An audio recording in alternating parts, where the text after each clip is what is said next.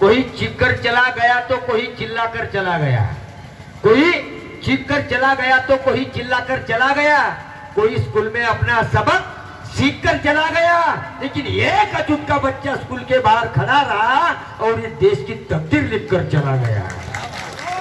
मंत्रिमंडळात पहिला निर्णय करण्याचं कोणी भाग पाडला असेल आणि त्या खात्याचा मंत्री म्हणून श्रावण बाळ योजना जे चालू आहे 60 वर्षाच्या वरच्या लोकांना ते निर्णय संजय देशमुखने त्या ठिकाणी केलेला आहे। आज सुद्धा ही योजना आपल्या महाराष्ट्रात लागू आहे।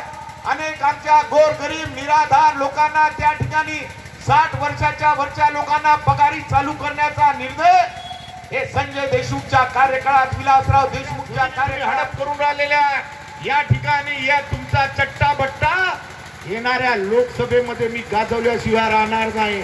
आमच्या आदिवासी समाजाच्या बांधवाच्या जमिनी वापस झाल्याशिवाय संजय देशमुख स्वस्थ बसणार नाही हे सुद्धा या ठिकाणी सांगतो।